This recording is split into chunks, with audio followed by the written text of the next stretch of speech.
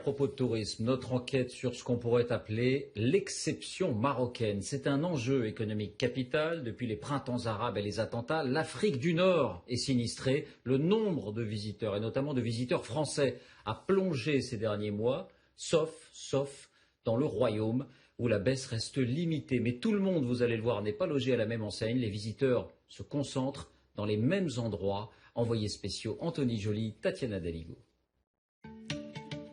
C'est la première station balnéaire du Maroc. 300 jours de soleil par an, une longue plage de 10 km, des hôtels luxueux. Agadir est devenue en 10 ans l'une des destinations préférées des touristes français. Près de 15 000 chaque année, qui viennent passer l'hiver par 25 degrés. Des touristes qui se rendent la plupart du temps dans ce genre de complexe hôtelier. Ici, pour 60 € par jour et par personne, tout est inclus. La nuit d'hôtel, les repas, mais aussi les activités. Piscine, ping-pong, cours de fitness. En cette période de fête, l'établissement 4 étoiles affiche un taux de remplissage de 70%, le même que l'année dernière. Une formule tout inclus qui séduit une importante clientèle d'habitués, comme cette retraitée. On est là depuis hier, le soleil est là, tout est là, on est ravis. Daniel Sultan vient chaque hiver depuis 8 ans. Mais au moment de réserver cette année, les attentats de novembre l'ont fait douter. C'est vrai que ça, on a été interrogé quand même, je ne vous dis pas non. Mais moi, j'ai tellement la foi dans tout, et la foi de la sécurité. Parce que là, on la regarde, la sécurité, elle est très forte au Maroc. Le lendemain des attentats, effectivement, les gens ne pensaient pas trop venir, ne pensaient pas aux vacances, c'était pas le moment de penser. Mais je pense qu'à partir d'un certain moment, la vie doit continuer, la vie reprend. Et on a eu un petit peu, je vais dire, un petit début décembre difficile. Mais depuis, effectivement, les gens ont repris. Et pour rassurer encore davantage les clients, le propriétaire de l'hôtel a mis en place la semaine dernière tout un dispositif de sécurité. Vérification sous les voitures, contrôle des coffres, caméras de vidéosurveillance et même un portique de sécurité. Tous les accès de l'hôtel, on a installé des portiques de sécurité avec des agents de sécurité pour assurer la clientèle. Et visiblement, cela fonctionne. C'est très rassurant. On est très protégé. En se promenant, il y a de la police, il y a les policiers qui sont là. Une présence permanente pour assurer la sécurité des 250 clients de l'hôtel.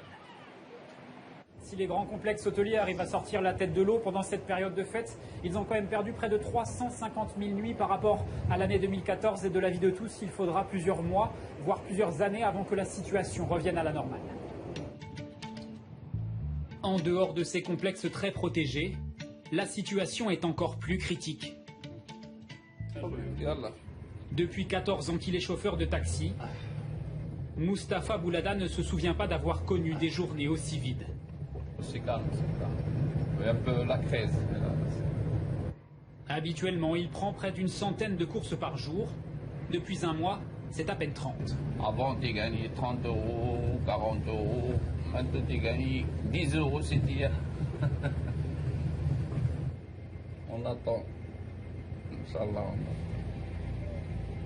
Les Français ont commencé à déserter après les attentats de novembre. C'est le paradoxe du Maroc. Le pays n'a plus connu d'attaque sur son sol depuis 4 ans. Mais à chaque attentat, à Paris ou à Tunis, les petits commerces en pâtissent. Dans ce restaurant, personne ou presque. Ce Français est le seul client. D'habitude, il y a beaucoup plus de monde par rapport aux années précédentes où j'étais, mais là, je vois qu'il y a c'est vraiment vide. Les employés qui sont dans le restaurant, aussi ceux dans les hôtels, ils sont un petit peu plus frustrés. On dirait qu'ils sont un petit peu tristes. Frustrés, tristes et surtout inquiets. Car depuis un mois, le restaurant de Mounir à Aïd Boukdir tourne au ralenti. Aujourd'hui, par exemple, peut-être c'est 2 ou 3 couverts, même pas. D'habitude 15 jusqu'à 20 couverts à midi. Si ça reste comme ça, on risque de fermer. Ça durait comme ça 2-3 mois, on ne peut pas. Résultat, pour attirer des clients, le restaurateur a complètement changé sa carte du réveillon du 31. C'est des petits plats à la portée de tout le monde, quelque chose qui n'est pas cher. Comme ça, on ne risque pas de passer les fêtes sans rien. C'est que vous avez baissé vos tarifs? On a baissé les tarifs le maximum possible. Une entrée à 8 €, un plat de résistance à 14. Une stratégie pour reconquérir les touristes français. Ils étaient 3,5 millions l'année dernière à visiter le Maroc.